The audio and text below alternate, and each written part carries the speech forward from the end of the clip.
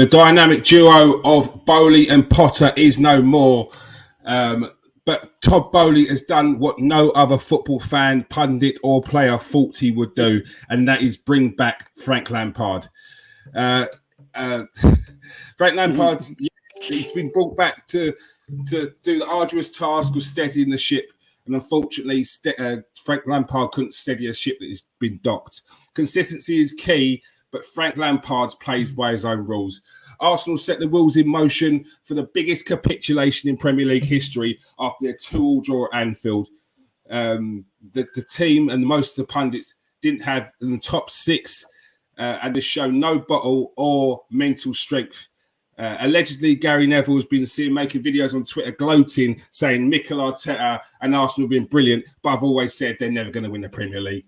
Meanwhile, Eric Ten Hag has got Man United back to winning ways, and he's proved this team can win without Casemiro, and they've reduced their gap on Arsenal, the league leaders, to 17 points with a game in hand, and firmly reminded people that apart from the 4-month injury of Gabriel Jesus, Zinchenko out for 6 weeks, Saliba out for 6 weeks, Tomiyasu out for 4 months, and Partey having to wear a full bodysuit every time he sneezes just in case he pulls a muscle, Arsenal have been injury-free.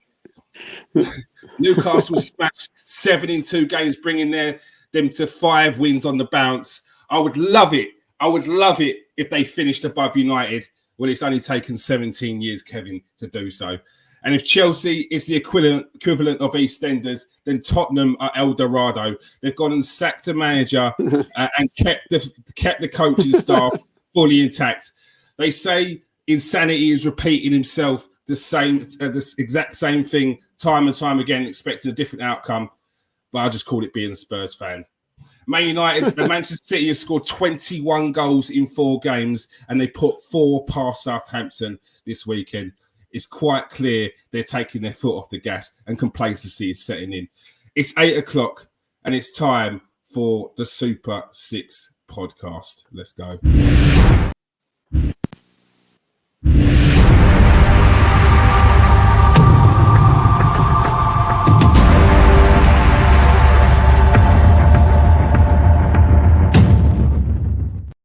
Welcome to the Super 6 podcast. I'm your host, Kieran Stewart. I'm joined by Steve K, Statman Cam, and Kevin Parker. How you doing, Kevin? How you doing, Cam? And how you doing, Steve? Yeah, good, mate. Very good. I'm very good. Thank you, yeah. All right. It's been a very busy weekend. Plenty to discuss. First and foremost, Steve, Frank Lampard is back at Chelsea. It's not April Fool's. What's your thoughts? What can you say? I mean, we spoke about Todd Bowley last week, and we were saying what like a clown he was, what a joke, and how he had to change things around, and what would it take to get Chelsea back to the top, and change your ways. And he's listened to the show, and he's sat down, and his way of sort of proving everybody wrong that he can be different is go and sign Frank Lampard as new manager and sack Graham Potter. I mean, I had to check it was April Fool's Day. I think recently, especially over the last year, since the new people have come in at Chelsea, you've often wondered if they're on the sauce, permanently, these lot. But bringing in Frank Lampard for me, it was just, that takes the biscuit. I just couldn't believe it. I can't believe it. If there was anybody that people would have said to me that Frank Lampard would have come in and be managing Chelsea right now, I would have laughed and said they was a liar and probably bet me ass on it. But to see him sitting there with a big smirk on his face, looking like the happiest man on the planet, that he was like, I don't think he could believe himself that he was actually sitting back at managing Chelsea again. Mm-hmm. He just looks absolutely shocked. I mean, he looks totally lost sometimes, on a touchline. He doesn't know where to go, what to do. And he looked the same in his first press conference, just totally gormless. And again, he's came in. He's, you know, we talk about a manager bounce, and 9 times out of 10 you do get this manager bounce, but not when you bring someone in like Frank Lampard and you've got a chairman like Todd Bowley, and you've got a bunch of players who just do not know what they're doing on a football pitch. Absolute ridiculous decision for me. And I can only see Chelsea going one way, and that's further down the table. Right, Kevin, how are you doing? Are you surprised to see Frank Lampard back? Do you think this will steady the ship like Todd Bowley was probably hoping it will? Well, based on the performance at Wolves, no, not likely. I mean, I said last week, didn't I, that I thought Chelsea are a very poorly run football club, and Todd Bowley has no idea. He's no clue. He's got the wrong people around him. He's got rid of people at Chelsea who had lots of Premier League experience. And the appointment of Frank Lampard, I've nothing against Frank Lampard, but for him to take over Potter, I said last week it was bad management to get rid of Potter without having a ready-made replacement. On that basis, he might as well left Potter in place. Yeah. At least he had some form of plan. Whether that was going to be, they would still get rid of him at the end of the season, that would be fair enough. But to get rid of him now and have nobody to replace him, and then almost a scratch of a head think, why don't we get Lampard in? And Lampard is actually talking. In his first interview, he was actually talking as if this is going to be a long-term appointment. Let's see. It's laughable, and I have no. It's almost not worth wasting any breath on, to be honest with you. It's such a bad-run football club that they deserve everything that is going to come their way. Yeah, I agree. Yeah. All right, welcome to the show, Cam. Frank Lampard, is it a surprise that he's back? What do you think he could do at the end of the season? Do you think he can steady the ship there? Well, thanks for the welcome. I think until the end of the season, I think he's got not yet, but I think in the few weeks time, he can hopefully try and steady it. I think what Chelsea got obviously is they've suddenly decided to go and buy a load of under 23 players who, in fairness, have probably been watching Frank Lampard growing up. So at least there might be some sort of element of respect and authority that he's got over those players. So there is a chance that he can improve certain things. And I think obviously players like Mason Mount, who maybe hasn't been playing so much under Graham Potter, has been, pretty much ridiculed by a lot of Chelsea fans this season for some of his performances. I think players like that Frank Lampard has got a tune out of previously may be able to come back and start improving their levels. But I think obviously as everybody else has already mentioned, the club is so badly run that there's no transfer strategy. I don't know how you could spend that much money and not buy a decent striker. It's belief the amount of mismanagement going on there at the minute. So I think Lampard can raise the level of players. I think for someone to do the job in the short term until the end of the season, I think the most important thing that the manager can have would be someone that commands respect. And he is a Chelsea legend, irrespective of what we I think maybe the lack of respect that a lot of people have for his managerial career.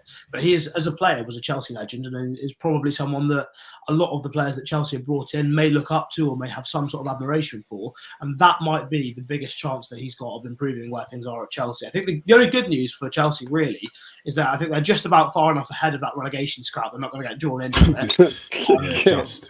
Because otherwise, it's looking a big mess at the bottom. Yeah, no, it is. I agree. Steve, before we move on, rumours are coming out that Chelsea players are having to sit on the floor for the team talks and things like that because there's such a big squad.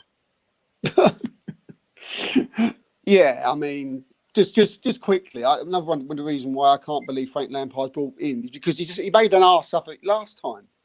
Very rarely you bring in a manager back in who's made that total cock up the last time he was there, which wasn't too long ago. Which anyway, but he basically can take off. He can carry on exactly where he left off last time, which weren't great.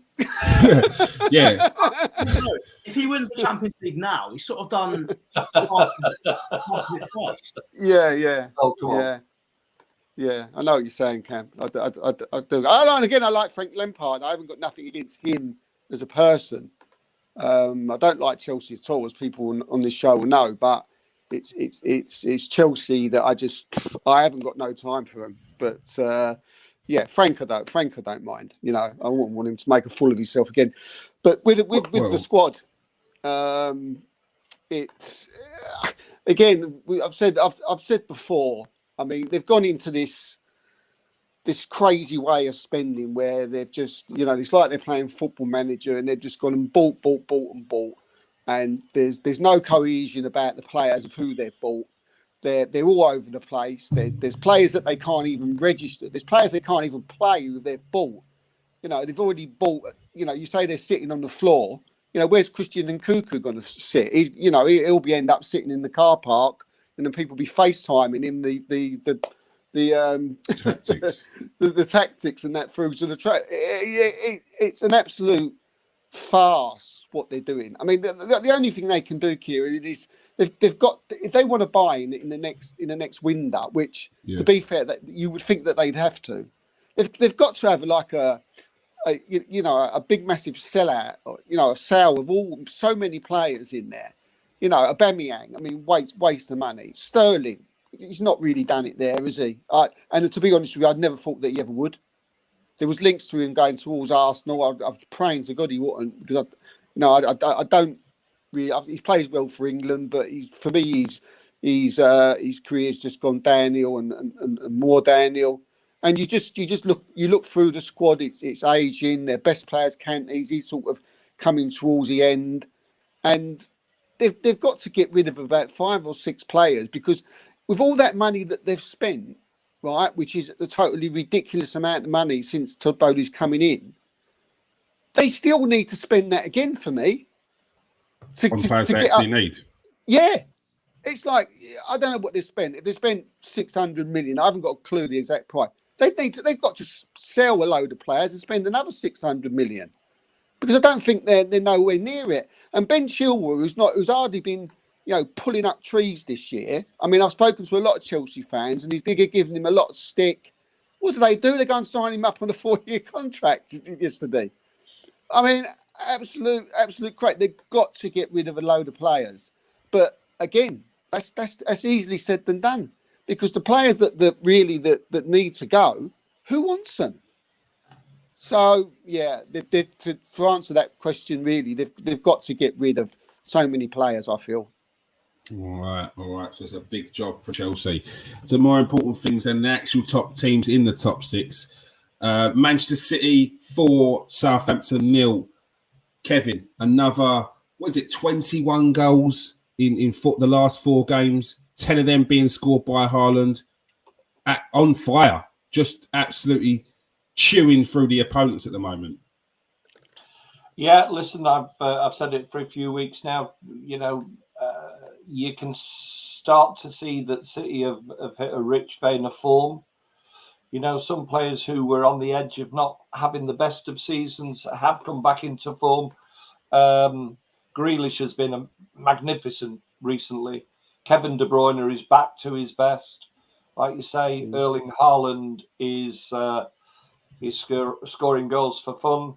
John Stones is keeping fit, which is always a positive for us. And Ruben Diaz has come back in, and the team is looking very solid. He's a great leader. Listen, all we can do is continue to win our own games. I've also said this for the last few weeks. We can't do anything about Arsenal's results, and I know we'll get onto Arsenal very soon, but we are at least now back into a situation where Manchester City have it in their own hands now to win the Premier League. If we win all of our games, which will include beating Arsenal, then if we win all of those games, we will win the Premier League. So that's where you want to be. That's easier said than done, of course. I still think there's going to be some, hiccups along the way for both teams. Nothing major, but I do think that, as we spoke, I thought Arsenal played very well yesterday for 40 minutes. After the first goal, that Liverpool scored, and the second half, Liverpool put them under a fair amount of pressure, which they coped with reasonably well. But the goalkeeper had a magnificent day, didn't he?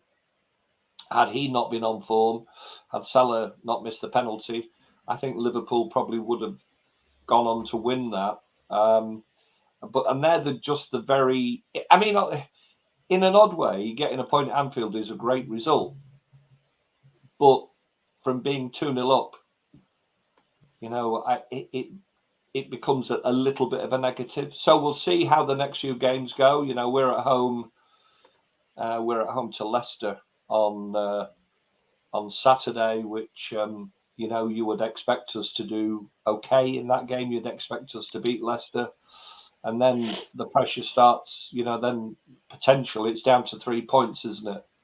And then the pressure's on Arsenal a little bit. So we have spoken over the last few weeks. It's not about the ability of these two teams. I mean, Arsenal are a fantastic football team. They played really, really well this season. They've scored good goals. They've played really, really well. But I do think, and Steve not so sure about that, but I do think how they deal with the pressure in these last 8 games of the season. That is what he's going to tell. All right. Steve, City still just, I mean, it's Southampton, they're bottom of the league, but they're getting the job done still. The momentum's going. Doesn't seem like the Champions League's going to sort of daunt them. We will see in the coming weeks. They've still got FA Cup coming up. Do you think that's going to slow them down anyway? I hope so. I hope it will slow them down. But Man City, are an excellent side. I still think they're better with playing the other system without Ireland. I know you think I'm mad. I know you think I'm mad, and I'm not putting there in Ireland. I know he's an absolute beast of a striker, but I still think Man City play better football in the system that they've always been playing, what they've used to all over the years. And I did think they was better last week than they was. There's a thin line there. Man City were very good the weekend, and what Ireland goal was scored.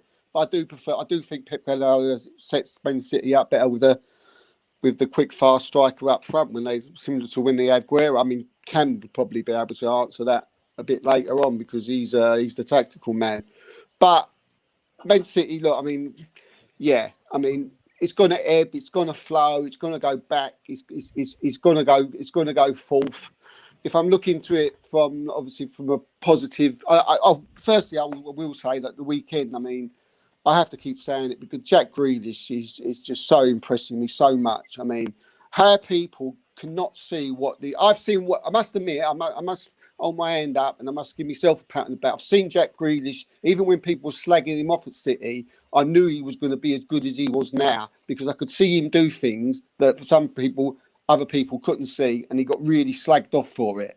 Sometimes you have to look at the things. You can have a bad game, but you can still do things in a good game. I think he's outstanding. I think he's probably, apart from Ireland, Man City's best player. And you know what? It doesn't surprise me. And good on him. Good on him because I like Jack Grealish a lot. But going back to the Arsenal side of it and looking at it on a positive stance, as you said, against Liverpool, I agree with Kevin. It's 40 minutes. We was fine, and I wasn't happy the way we played in the second half. But it's going to ebb. It's going to flow. Games like that are going to happen for both sides this season, whether you're playing a team at the top or a team at the bottom. I will say, with Kevin saying about the pressure, I think there's pressure going to be on both teams equally the same. There's going to be pressure because Man City are going to be playing in the FA Cup, in the Champions League. There's going to be pressure when Man City may pull the lead back to just 3 points. But on the other hand, by the time Arsenal play Manchester City, Arsenal could be 9 points clear. Then the pressure's on Man City. Because if you don't beat us, you're done, I think. I think that's it. Because if Arsenal go 12 points clear or 10 points clear, Man City will have to beat us. Arsenal will get an extra game. They play Sheffield United in the FA Cup. So if we beat West Ham and Southampton, is what we should do, we go into the Man City game 9 points clear. And psychologically, in that head, that's going to be a massive boost for Arsenal, and that will play on Man City's head. I'm sure of it, because they cannot afford to lose that game and let Arsenal go 12 points clear with five games to go. That especially if they're in the last few games of the season to coming up to that. That's what I feel anyway. All right, Cam. Man City fully in the momentum is fully going right at the moment. Haaland scoring, everyone's ticking, as Kevin's saying. Is the Man City are now probably classed as favourites? Would you say that was a fair assumption? I'm not sure I'd say they're favourites. I'd probably put it 50-50 at the moment, to be perfectly honest. I think what I would say City have the advantage of at the minute is it feels like United did in seasons gone by, when under Ferguson you just get to that end of the season, the last sort of 5-10 games, and they're going to win every single one. I think it seems like City, this season, I agree with Steve, actually. I think in some ways you could argue that teams been better in previous seasons. I think I really like how in recent weeks Pep's made it work with Haaland playing basically playing 4 centre-backs as well defensively, which I think is something that we'll probably see a lot more of from other teams going forward now, with the influence that Guardiola has, and I think the tactical sort of dimensions that brings as well, and the differences that brings. But obviously it needs certain types of players to work, and it's been interesting. But I just get the feeling now City are hitting the groove where I don't see them losing a game for the rest of the season, whereas with Arsenal, I think St James Park away is a really, really tough game. I think going to Newcastle at the minute is. Have they lost that all season, or was it maybe Liverpool beat them? I think one, yeah. Liverpool, yeah. Yeah. So I don't think Arsenal are going to get. I'd be surprised if Arsenal pick up an easy win there. If you do get it, it'll be hard, really hard work of it. I think what City have also got as well psychologically is if they can get through the next rounds in the Champions League, I think having the pressure of sort of being able to chase multiple trophies and potentially chasing a double Premier League and Champions League in one go, maybe even the FA Cup as well. You should be beating Sheffield United in the semis. I think that pressure of having multiple things going on sort of actually helps the team as well, because it's not all just focused on the league. Whereas for Arsenal, I think pretty much every Arsenal player now for the rest of the season will be solely focused on the league. Every single aspect of their lives, from probably even whilst they're asleep, they're probably dreaming about the Premier League. Whereas City have at least got different things going on, a bit of variation, and that will probably help in terms of the mental fatigue that will set in the last few games. Of Arsenal have been fighting every second of every day mentally for this league, whereas City have at least got some stuff to freshen it up with some other competitions. I think obviously squad rotation and stuff, City are in better shape. And I guess you can say on the flip side of the focusing all the time on the league, it does mean that Arsenal will have a little bit more time for probably more training sessions during the week, and it should help to keep the squad a little bit fresher than City might have.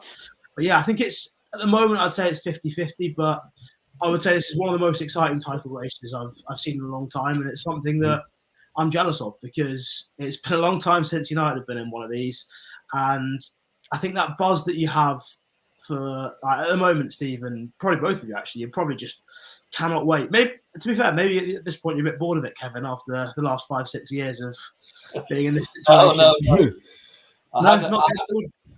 I had enough years of not having any of this enjoyment. Yeah, I don't get 100%. bored with it. I perhaps don't get quite as stressed about it, which is why I sort of understand where people say the experience. Listen, when we were, as you well know, and this is a very similar position to 2012, Manchester United with 8 games to go were 6 points clear. No games in hand. They were 6 points clear, Manchester United. Ironically, we just lost at Arsenal 1-0, and United won that weekend. And strangely enough, Arteta won the winning goal for Arsenal that day as well. But we were 8 points behind United, 8 points behind United with 6 games to go, I should say. And we still went on to win the Premier League that season. And that, for me as a supporter, was very stressful. I remember after the Arsenal game thinking, we've blown it. My God, we were so close to it, and we're beating United already 6-1. And then we just went on one of those runs that Manchester United were actually very famous for. We won the last 6 games, and crucially, included in the winning of those last 6 games, was beating Manchester United at the Etihad. But I was very stressed, very, very stressed. Now, as a supporter, I'm probably not as stressed about it, because I've been through it a little bit. Liverpool, we've won the title on the last day twice against Liverpool, by 1 point and by 2 points. And I do think that now I'm a little bit wiser to it. We'll take each game as it comes. There's no point me stressing about it now. That's the way I look at it. There's not a great deal I can do about it. But I do sort of understand that is the pressure. And actually, I think you made a very good point about the fact that some people might look at the fact that City in the Champions League and the FA Cup and see that is an extra pressure. I actually see that's a little bit of a distraction. I thought you said that. Good point. You can take the minds off the Premier League for a few games, whereas Arsenal players are going to be thinking the Premier League every day, every single day. Every training session is about the Premier League and about who the opposition is going to be. I do think that Arteta can probably manage that quite well because he's got the experience of being with City to do that, as have Jesus and Zinchenko. Mm-hmm. But there will be some players who will feel that pressure, undoubtedly.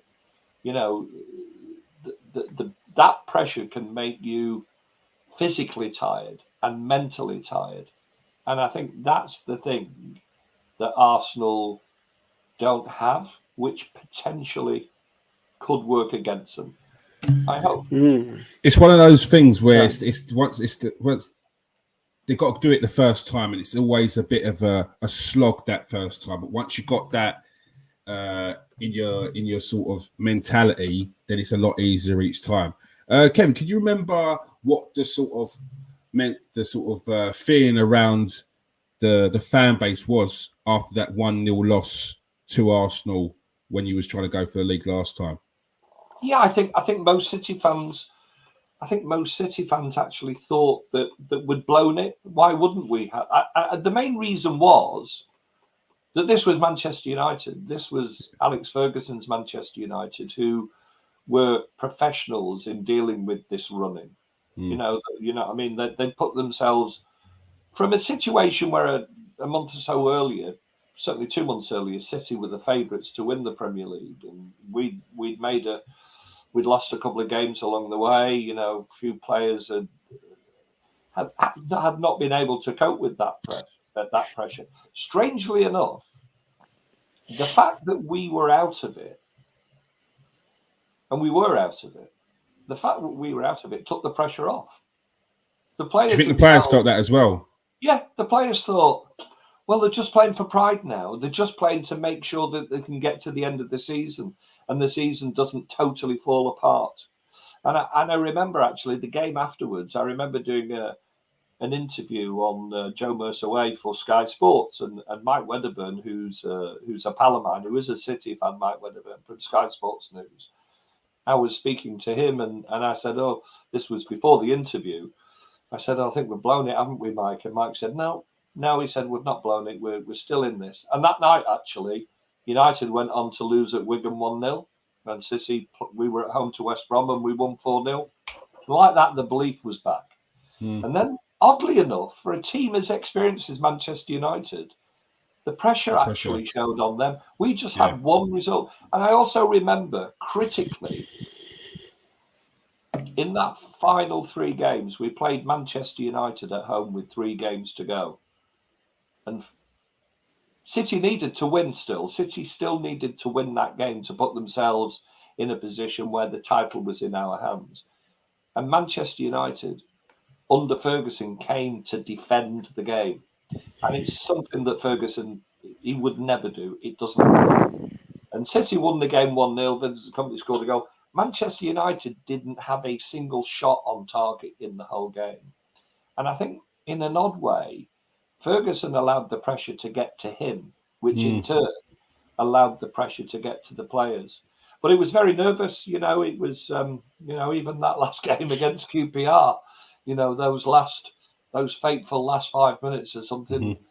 that if you've lived through that, you can live through anything as a football supporter, I promise you. And I'm sure you wouldn't change it again after seeing Man United fans celebrate and then you rip the title out of their hands. Oh, listen, it would, you'll never change that day.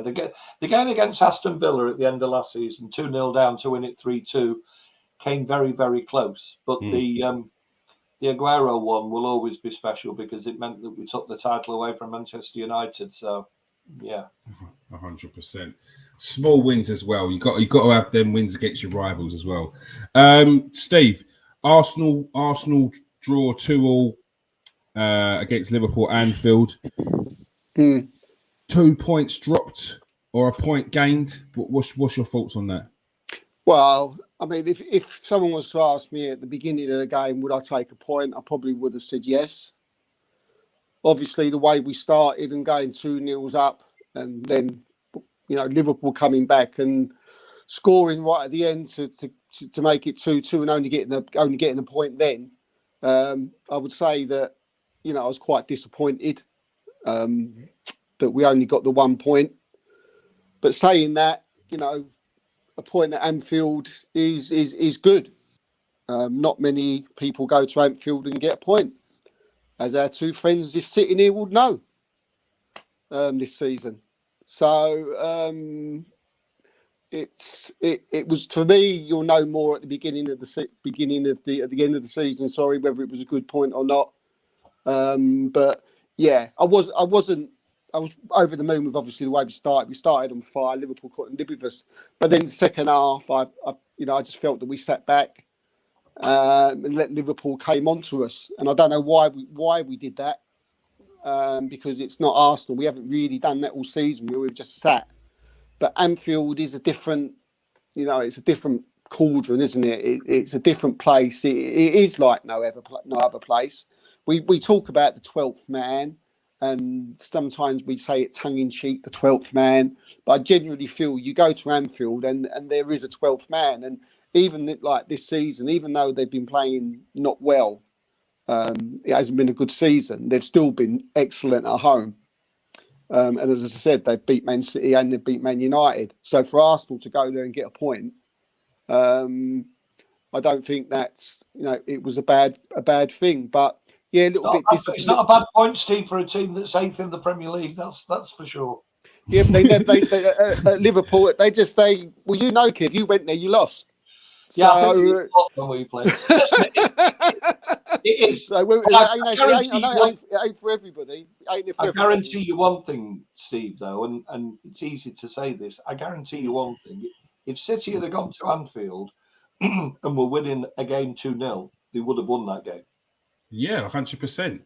100%. Yeah, but I do. If my aunt was my uncle, people, whatever, innit? Well, I think you go like that. This never happened, did it? Yes.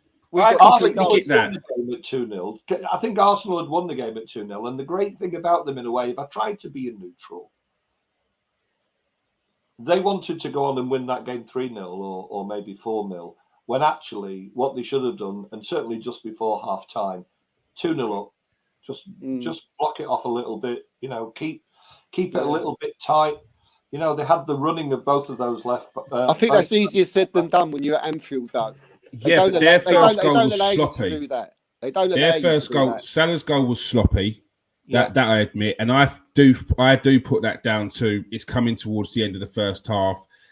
The concentration levels have dropped off slightly. You only has to drop off slightly against Liverpool. If you look at the goal that he scored, Salah was left at the back post. No one even watched him. Gabriel didn't even look over his shoulder once, and that's not Gabriel this season.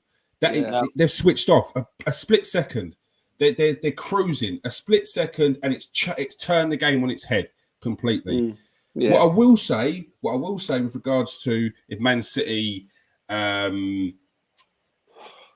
was to have gone 2-0 up against Liverpool, they would have won that game 100%. Look, that's not even an argument, but that's testament to where Arsenal are right now. Yeah, Arsenal haven't won at Liverpool in over 10 years, and they went there and got a point. For me, if it wasn't so much that yesterday has really brought City back into this, like not they weren't in it, but this is now for me. It feels neck and neck now. Whereas before we had a little bit of an advantage. Now as Kevin's saying, it's in Man City's hands. If they beat Arsenal, it's Man City's. Do you know what I mean? So the reason why it feels that way, and rather than a point gained, is because I think we're in this situation now. But in any other season, I wouldn't be looking at this game and thinking, even though we were 2-0 up, yes, I'd be disappointed, but I'd still be thinking, against Liverpool, this is a decent point. We just don't get points over there. We don't. Yeah, and even towards the end, we rode our luck. They missed a penalty. They could have got another goal. Like, in the end, I'm happy to take that draw because we could have lost that game.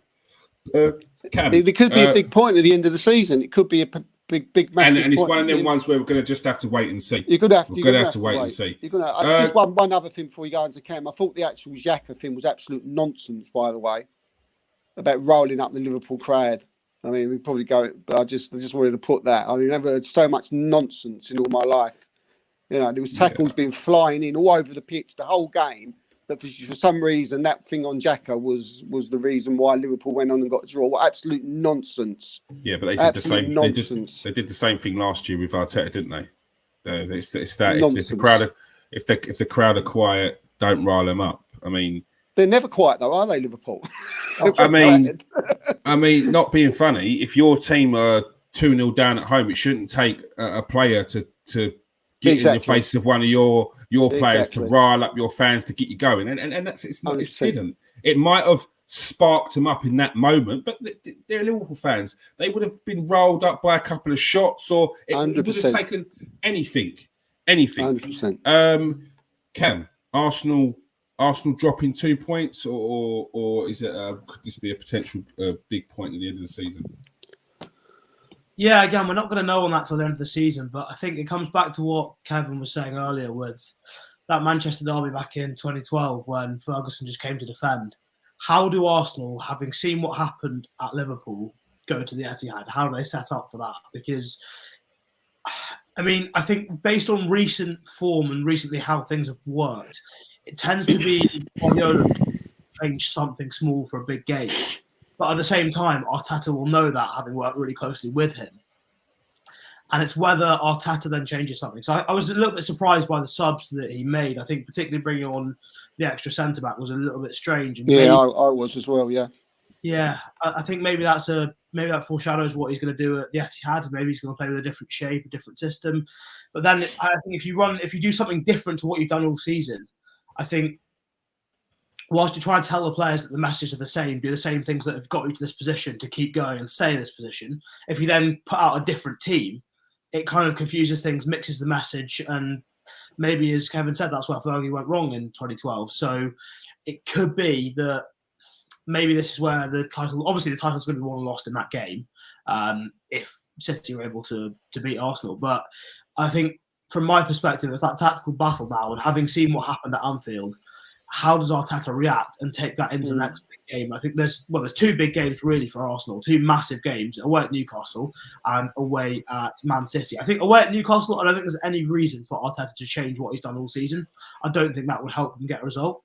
But it's what happens in that City game psychologically, how Arsenal approach it, how Man City approach it. I have absolutely no idea what either manager will throw out there. I'm intrigued. Can I ask you, Cam? The likely scenario is when, by the time Arsenal meet City, if things go the way we think they would go, Arsenal are going to be 9 points clear of Manchester City. We talk about psychological and the way things are going to affect. How do you think it's going to affect? Do you think it's going to affect Manchester City and you, Kev? Do you think it's going to affect them at all? Because the likely scenario, Arsenal got West Ham and Southampton, should win both those games, which would mean 9 points clear of City by the time they meet. How would you feel if you was Manchester United with knowing that you've got to win that? Otherwise, it's good night. Well, I think City have to win the game against Arsenal at the Etihad, whether they're 9 points behind or 3 points behind. It's a game they have to win. So but psychologically, it must be worse, isn't it? Knowing you're 9 points and not 3. I don't think. I think with this City squad, because of the experience they've got, I don't think that means genuinely. I mean, I'm with Kev on this one. No, I'm not. Taking each game at a time. I genuinely promise you that Pep Guardiola and that squad take each game at a time. They finished playing Southampton, and they're not even thinking about the Premier League. They're currently focused on the game against Bayern Munich. After the game against Bayern Munich has been played, they'll focus on the game against Leicester at home.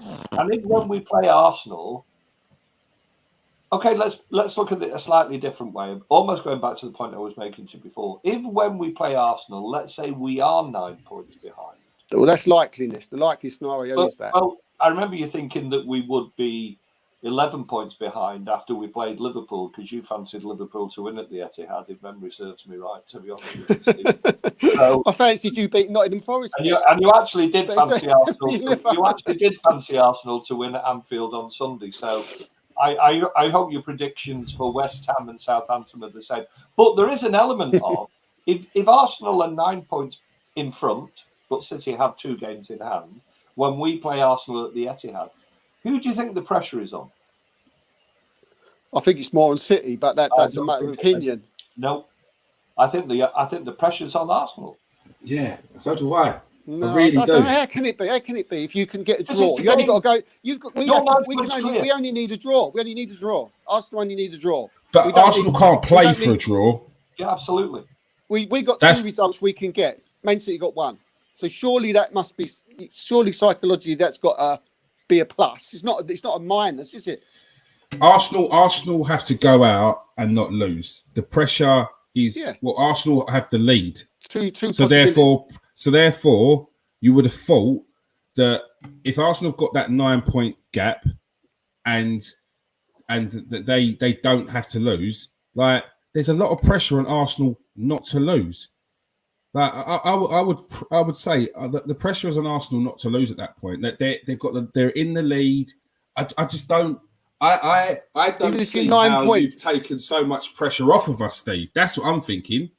Well, that's how I'm feeling. To be honest with you, because I'm thinking the way you're talking, it's like, it's I don't know. It's fully like the pressure's on Manchester City, and I really don't see it that way. And with all their experience, like they've gone into multiple leagues where Liverpool are cruising. We're talking about a Liverpool team where they're predicting that they could go a season unbeaten, and City have still come from behind. And this is the position they love as well, sitting on the shoulder of the leaders. Still come from behind and then smash through.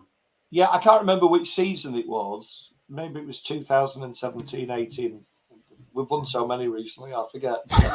But seriously, Liverpool got 97 points. And Liverpool lost 1 game that season. 1 game. That 1 game that they lost was to City. And City finished the season with 98 points. Now, this is almost the point I was making last week. Liverpool haven't won at Anfield. Sorry, Liverpool haven't won at the Etihad since 2015 in the Premier League. 2015.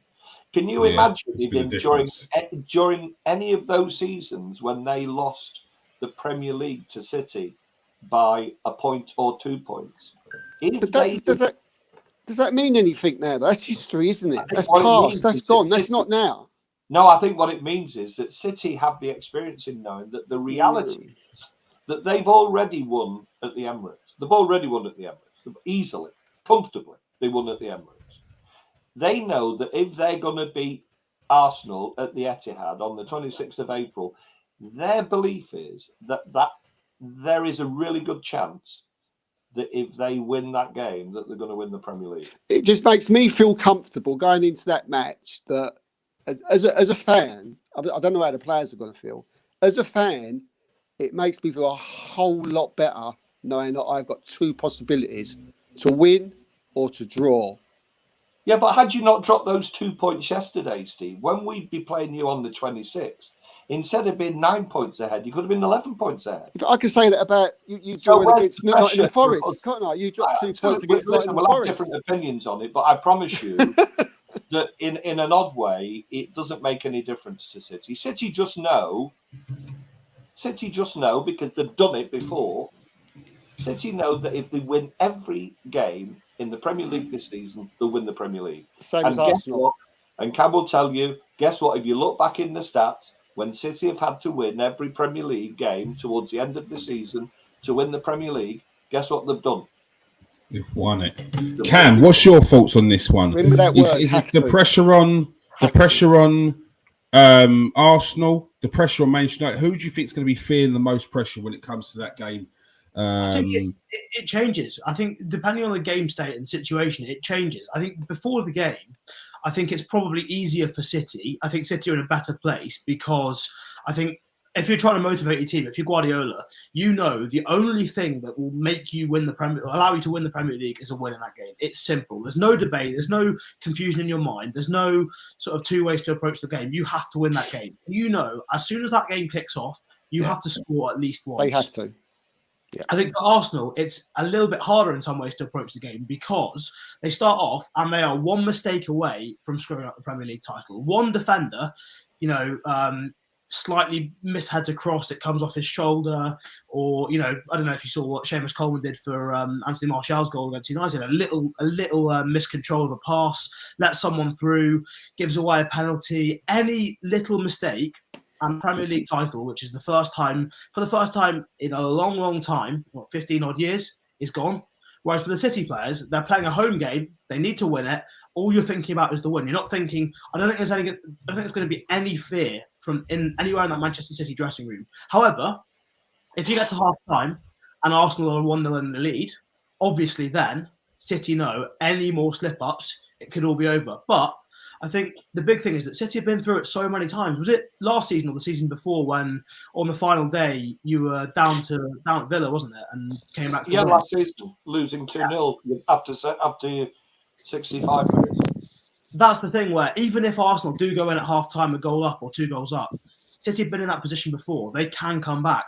And especially at the Etihad, I think as much as City fans do sometimes get a bit of stick from a lot of the rest of the league, I think at the Etihad, at home, Man City will back themselves. I think the pressure for me, is on Arsenal for that game. I think obviously the lead is big, but when it's the first time in a long, long time and you are one mistake away, I think that's a much tougher position to be in for that 90 minutes. Obviously, if Arsenal do take the lead and do go 2-0 up, I think it is easier and City know that then they've got a really big job on their hands. But even then, they'll have in the back of their mind what happened yesterday when Arsenal went to Anfield. Yeah. And goals up. But doesn't that go for both for City as well? Doesn't it go for them? The fact I think so. I think they've just experienced it so many more times. I think one mistake. Let's be honest. One mistake from City, like you said, one mistake from Arsenal. That's the same thing, isn't it? Yeah, but we can count. I don't. For regards to, because I feel like Arsenal go and score, the crowd are going to be straight on the back of City, lifting them up. That happens for Arsenal at an away game with everything on the line. It's a lot tougher to pick yourself up from it. I think. Let's say it is John Stones, for example. He's not going to shy away from taking that next pass on the half turn from the guys behind him. He is still going to deliver the exact same levels of performance. It won't affect him and shouldn't affect City in the same way that I think it would affect Arsenal. Yeah. If it was at the Emirates, I think it might well be the other way around. Yeah. I just think one thing, that there is no way Pep Guardiola will want to be in his position. He would rather be where Mikel Arteta be sitting. No doubt. Everyone wants points on the board. What anybody else says. Without any shadow of any doubt, he will want to be in Arsenal position. That's all I'm saying. No, he's not going to say, "Well, I'd rather be so many points behind." And if that's not the argument, it's ridiculous. Steve, you're missing the point. Pep Guardiola is now in exactly the position he wants to be in.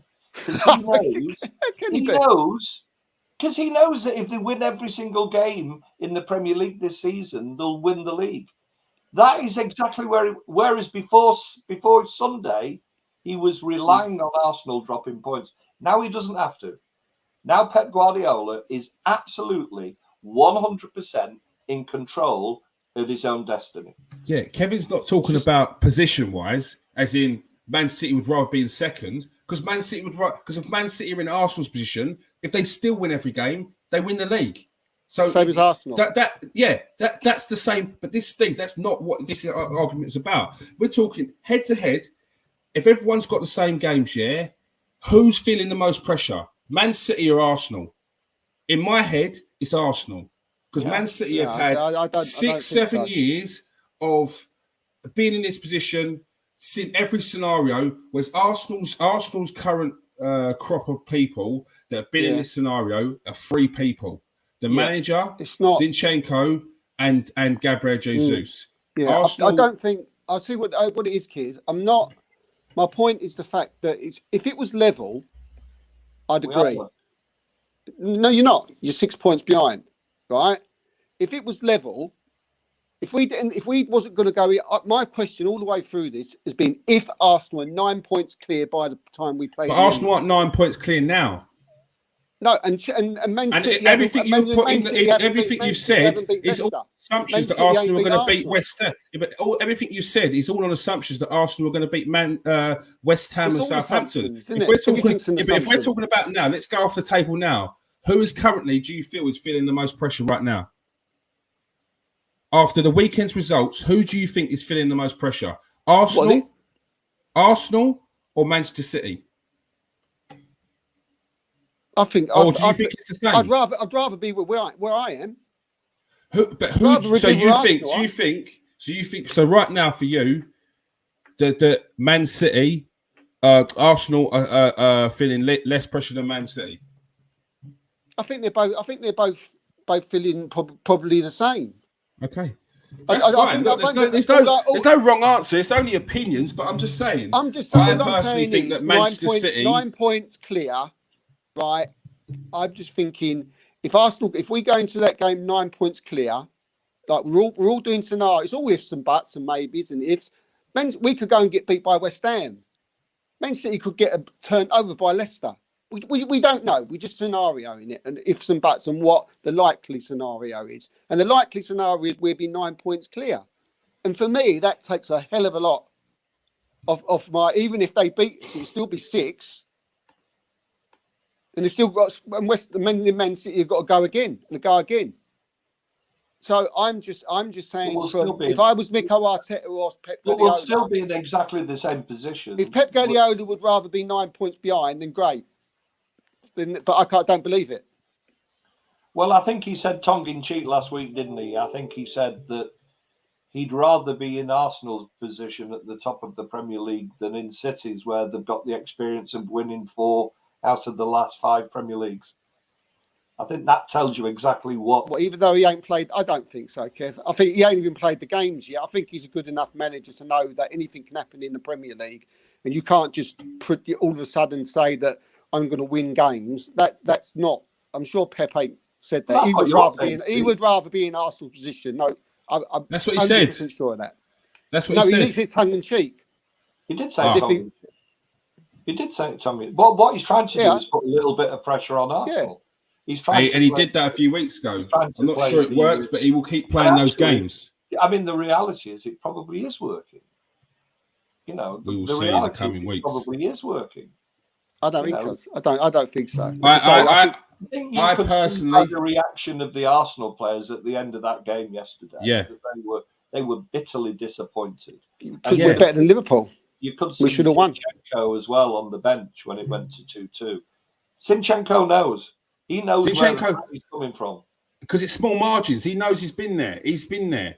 But I still Arsenal were bitterly disappointed yesterday because they were 2-0 ahead and they got clawed back and they were lucky to end up getting a point at the end of the day. I think on any other day, and it's not so tight towards the end of the Premier League. It's not so. There's more games to go. I think a point at Anfield, they're more than happy about. It's just the scenario that we're in at the moment. And yeah, it hurt. But last time we got a point at Anfield, we just haven't. I'd probably go as far as to say it's not even probably far after 12 years since we last won. So yeah, take it in isolation. It's a point. But yeah, after being 2-0 up, it's disappointing. But we're not the only 2 teams involved in this. Manchester United, 2 wins in a week. First one was against Brentford, 1-0, and the second one against Everton. Cam, top 4 is there. You're feeling the pressure from Newcastle. Yeah, you got it in the bag. There's no pressure from Newcastle now. Spurs, every time they get a sniff of top 4, start losing games again. So there's no real worries there for top 4. It should be nailed on for 3rd place at this point. I think. You think you're going to get that 3rd place, yeah? Yeah, I think it's pretty clear. I think I'd be very surprised if we don't from this point. I think in terms of where we are in the season, we're still in multiple competitions, which I think is helpful at this part of the season. I think players-wise, we have just lost Marcus Rashford, which is a big miss potentially for future games. But we're getting Christian Eriksen back, which is massive. We're getting Casemiro back, which is massive. I think people are forgetting that United have had a really sort of a little bit of a wobble in recent weeks, but Martial's been missing, the best striker. He's been missing for the vast majority of the season. Casemiro's had a lot of time suspended, which admittedly you could say is his fault, but still, it's a big player missing. Christian Eriksen's been missing for a long time because Andy Carroll's a thug and came to Old Trafford with no intention other than just trying to injure as many United players as he possibly could, and somehow didn't even get booked for it. But we've had so many important players missing in recent weeks. They're starting to come back now. I don't think there's any way that United don't finish third now. I think it's the first time, really under Erik ten Hag that you're starting to see lots of fluidity, lots of the structures that Ten Hag's trying to build and sort of it's working in the right way. The dynamics are getting better. I think the performance against Everton was fantastic. One of the best we've seen in a long time because we kept the ball a lot better. Jadon Sancho looked better. Antony looked better. Every single player. Even Wan-Bissaka was looking miles better than I've seen in pretty much any time since he joined United. It is for the first time looking like Erik ten Hag has got the club and the team in a much better place from where he was back at the start of the season. There's been sort of bright sparks, but this is the first time where I think we're getting a lot closer to what we'll see in a year or two's time as the finished article. So it's looking good for United right now. You've got Europa League coming up next. You've got Chelsea. I know old Frank Lampard is going to be a bit of a danger. Brighton, another team that are doing well this season. Tottenham, a team that are around you. Aston Villa are starting to pick up points and want to get into Europe. There's a couple of tricky fixtures. You're not worried about any of them? I think we will probably lose to Brighton away at the Amex, but realistically, for top four, I don't think we need to win every game anyway. I don't think that's the issue. Even to get third place, we can drop plenty of points and still probably pick that up. So I'm not worried about league position. I think the toughest games for the rest of the season will be FA Cup. I think that semi-final against Brighton's really tough because Brighton played brilliant football, and I think our pressing is something that can get exposed quite easily by a team that play the way Brighton do. So I'm worried for that, and I think even if we do somehow scrape a win at Wembley, I don't think we'll beat them at the Amex. And even if we do win at Wembley, that will be a very tough FA Cup final potentially. And I think for whichever team loses that, it could be gutting. I think what's interesting as well with the schedule is I believe the FA Cup final is supposed to be 3 days before the Europa League final. So that's something a bit in the works. So I'm not sure how that's all going to work out, but I think third place is pretty much locked off at this point. It's just, I think we'll get through Sevilla in the Europa League. I think this moment in time with levels above them. I think we'll get through the semi-final as well, whether it's Juventus or Sporting Lisbon, don't know, but I think we'll get through that. So I think we'll be looking for the rest of the season, definitely in the Europa League final, I would say. I think FA Cup, I don't know if we get past the semis, but I think Premier League, I'm pretty confident we get third place. So I think it should be a good end to the season. Already one trophy wrapped up, and it'd be nice to finish it off with another one with at least the Europa League as well. Top four and a Carabao Cup, a successful season for you? Yeah, I think so. I think given how the season started with the games against Brentford, a 4-0 loss, and then getting beaten by Brighton as well, I don't think it was. I don't think anyone thought we'd be in this position now. But yeah, that would be successful. And if we get the Europa League as well, a very good season, I'd say. All right, Steve, thoughts on Erik ten Hag's? First of all, you feel like Erik ten Hag has steadied the ship after the 7-0 drubbing against Liverpool, because it looked a bit shaky for a few weeks after that. Yeah, I think he has. I don't think Erik ten Hag's there yet. I mean, I said last week that still think he's got a lot to learn. You know, he's came from a smaller league. He was a champion, done well in the Champions League. But personally, I don't know what Cam feels like. He watches obviously Manchester United a lot more than I do. But I still see mistakes. But that's through learning, and I think he will become, you know, a very good Premier League manager in years and years to come. The important thing is for fans and pundits alike not to rush him too quickly. Give him time to bring in players. Hopefully, he'll get some more money in the summer transfer window and he'll build. But yeah, I mean, he's steadied the ship. As I say, I still think Manchester United need new players. I think he's still got a lot to work to do in the summer transfer window. I still think that he needs to bring in a right back for someone like Julian Timber, someone of that ilk, someone who can be versatile. They definitely need someone to come in to help Casemiro out. But to be fair to him, Ptolemy's been fantastic over the last few games. Again, someone who I've liked for a long while. He's that Darren Fletcher type of player. But I still feel if they want to start challenging for titles, putting a rubber stamp on the top four instead of fighting it out with teams at this minute in the time like Tottenham and as Cam's already said, like Brighton and Aston Villa are just lurking behind. To pull away from them. They need more striker. I think it's a bit worrying. I mean, I'm not too sure how Marcus Rashford's injury is. That could be a big thing going forward in this these last few games of the season, especially to sort of, as I said, to make sure that they get that Champions League. He could be a massive loss. But Anthony played well the weekend. Yeah, they're all fits and starts, bits and bobs. There's a lot of holes that need filling. But Ten Hag done really well. Bad start to the season. Sort of ups and downs all the way through it. But I'm sure as time goes on, I think he will be the manager that Manchester United will want to go up and challenge for titles. I don't think they're there yet. I think they're about probably 2 seasons away, maybe two or three transfer windows before they can sort of challenge with Man City and Arsenal. But which is smile a little bit more in press conferences.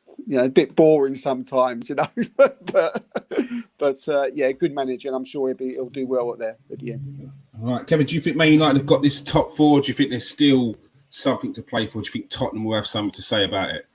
No, I think Manchester United are comfortably finishing that top four now. I think if you look around and I think Newcastle probably finish in the top four as well. Spurs flattered to deceive. Brighton are a very, very good football team. I'm not quite sure they've got it in them to push for that top four. Brentford, no. Liverpool, definitely not. So I can't see it being any other than the top four that are currently in those positions. Mm-hmm. I think United will probably look back on reflection and think the appointment of Ten Hag in the summer has actually allowed them to steal 12 months on a lot of other football teams. And that is the difference I think it will make. Spurs are going to have to appoint a new manager. Chelsea are going to have to appoint a new manager. Liverpool aren't going to appoint a new manager, but they've got massive problems with their squad, haven't they? Whatever's going to happen there is going to take a long, long time. So I do think United are a few players away from putting a real challenge in. I don't think McTominay is good enough, to be honest with you, to cover for Casemiro. He's not a bad player. Strangely, there's talk of him ending up at Newcastle, but I don't think that's a positive move for Newcastle either. To be honest with you, I think they're a little bit lucky with the Rashford injury in that if Rashford is quite seriously injured, they've got Marshall back now. He seems to be fit. If they can keep him fit, then that's a great slot in for United to have Marshall fit and back in the team when Rashford is injured. I wouldn't be surprised if United went on to win the Europa Cup, to be honest with you. I can't see anybody in their half of the draw stopping them.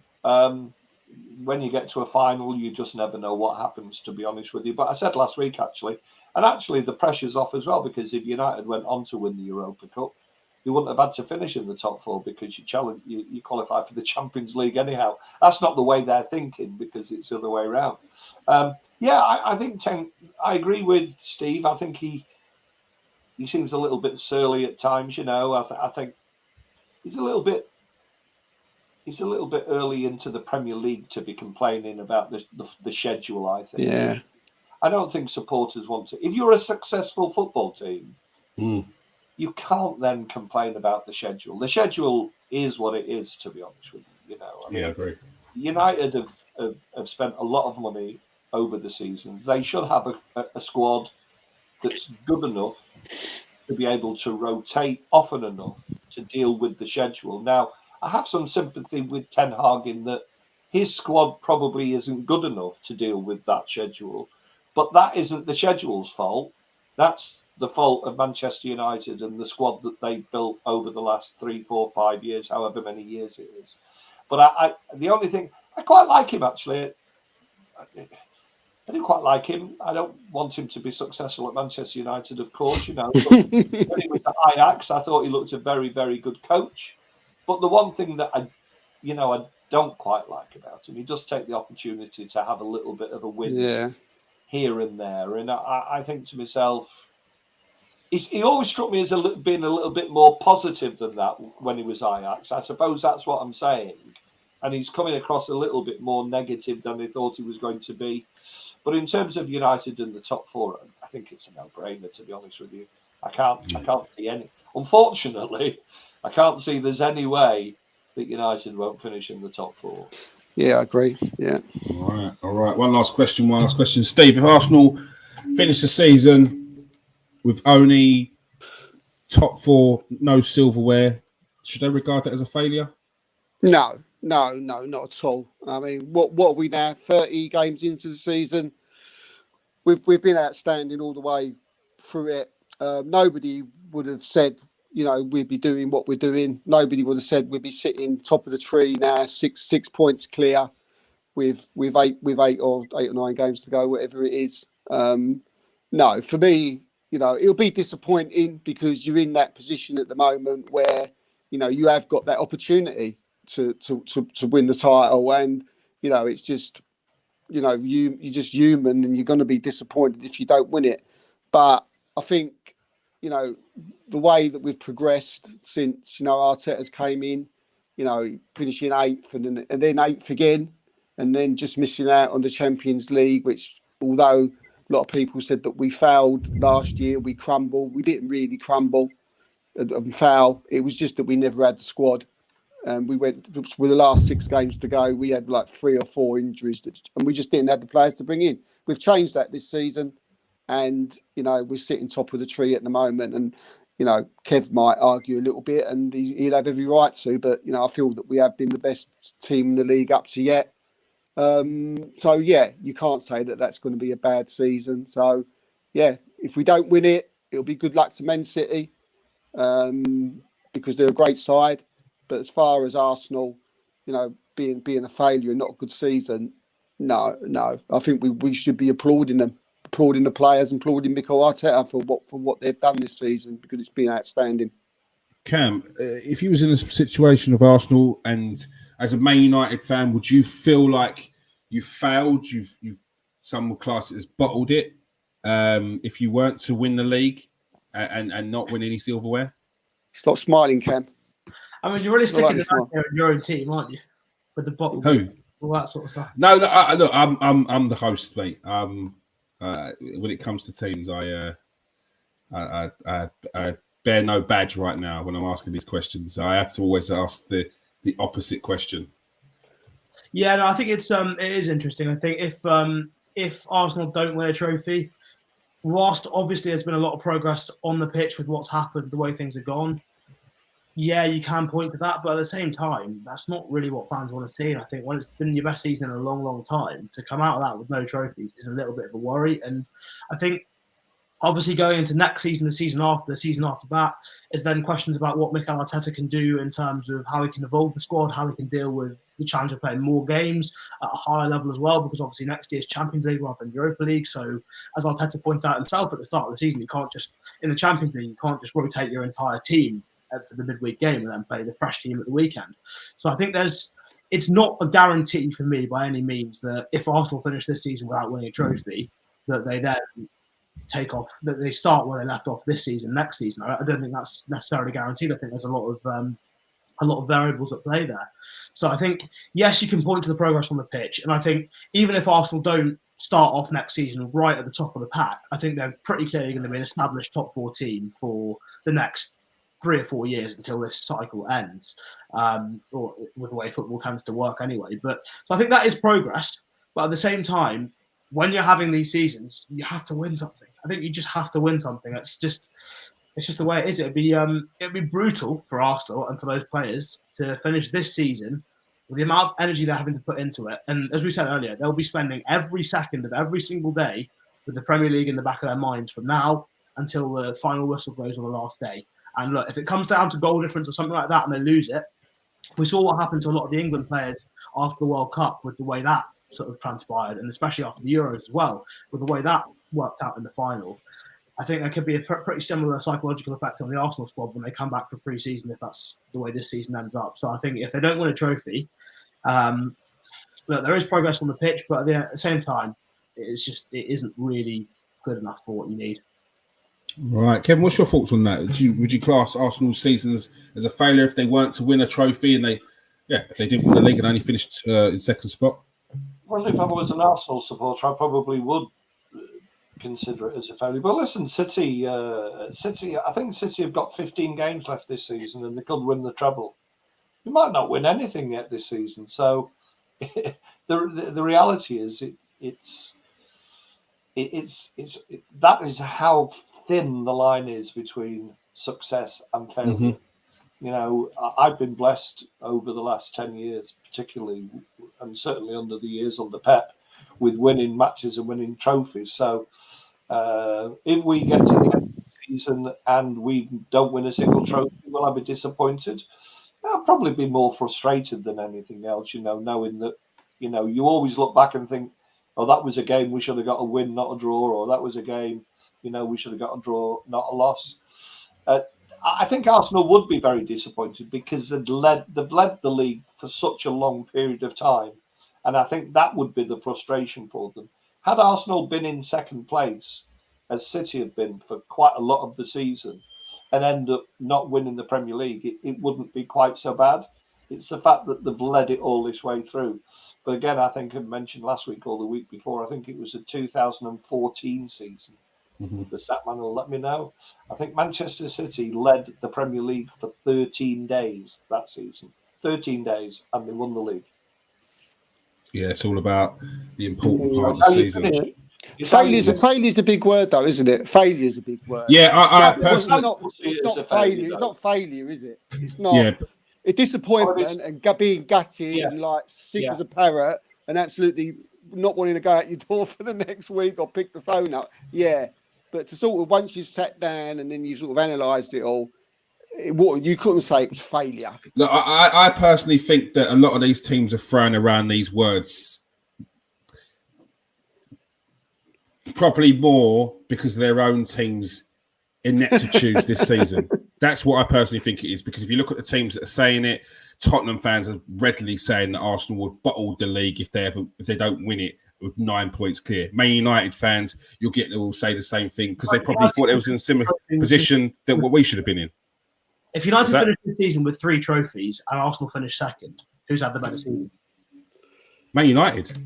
That's without. Of course not. But I can't say as an Arsenal fan that finishing 2 seasons in 8th, finishing the season in top 5 in 5th, and then the following season having a title challenge that went down to probably the last game or 2 games of the season with regards to the failure. For me, that's ludicrous. That's absolutely ludicrous. As a fan, I go out to support my team so that we're challenging, so we've got something to talk about to the end of the season. It's not necessarily I want to be coming home. Yes, I want to be winning everything, but only one team can win each one of them titles. So we can't judge our seasons every season on whether we won the cup.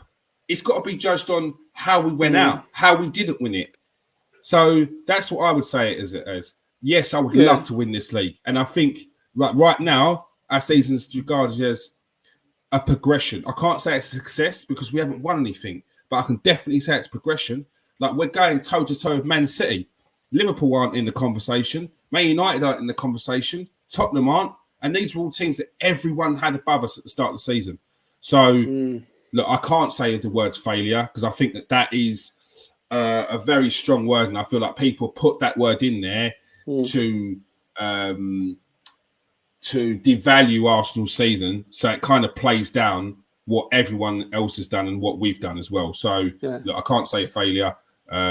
we're having this conversation, something that we haven't had in nearly 20 years. Are we going to win the league? And there's 8 games left. And yeah, that's what I asked for as a supporter. Can I ask, like, just Cam as a Man United fan, and like really just Cam, because we're 40 minutes over. Just as a really knowledgeable Manchester United fan as well. You said about winning the 3 trophies, and I get that. I mean, to win 3 trophies, the day out, unbelievable, great day. But obviously, you know, in the position that Arsenal in now, would you swap places? No, and the reason I wouldn't is because I think we're going to get there in the next couple of years anyway. I think I see a lot of similarities with the way Ten Hag's setting up his team and moulding it. To what Arteta's done. There's elements from Arteta, elements from Guardiola as well. And I think with the way we're playing, I think for Ten Hag's first season, the fact that we could potentially finish it with 3 trophies, I don't think we'll get 2. I think we will become a team that challenges for the league consistently in subsequent seasons. So I wouldn't swap places, no, I'll be honest. I think, to answer your question, Steve, I think if it's a different team other than Man United, that might be more of a valid question. If that's Tottenham, 100%. Like, because Man United they're Man United. You know that Man United are going to sling all the money in the world at it. They have done every season. It hasn't worked for the last 10 years, but they will still keep throwing money at it because it's Man United. Yeah. They can't afford to drop off and not spend money because like they fall behind. And if the Man United fall behind, like what some of these other teams have, like that's a problem. I did mean this season though, Kears. Not like but it's still not. I mean, like in this season situation. Not like how it's going to be in like next season or 2 years' time, or what the process is. I mean, in this way, in this particular moment, with Man United going for 3 trophies, with the possibility of winning 3, and with Arsenal having the possibility of where they are in the league, with City up their backside, would Manchester United would Man United fans swap with Arsenal to be going to sitting top of the tree and going, or would they rather be in a situation where they could possibly win 3? And get Champions League and win 3 cups? That's a tough one. That's a tough question. With that's what I meant. With no sort of. From me, would be that I think United fans would only do that because it might prevent City from winning the league. Yeah, that's a good point. That's a good point. That's a fair point. Yeah, because you're talking about 3-1 trophy. I mean, the question is very hard anyway. You're talking about this. What's more important, the 3 trophies or the Premier League? It's a tough one. Yeah. Anyway, thank you for everyone who's joined us tonight. Thank you, Cam, on his debut for the Super 6 podcast. Cheers, mate. No worries. Thank you very much for joining us, Kevin, and thank you very much for joining us, Steve. Cheers, mate. Good, enjoyed it. All right. Everyone who's joined us in the comment section, thank you very much. Anyone who's watched us on Twitter or on YouTube, come over and press that like and subscribe button, press that share button as well. Make sure you join us every Monday at 8 p.m. for the Super 6 podcast. Peace out, people. Stay safe and wash your hands.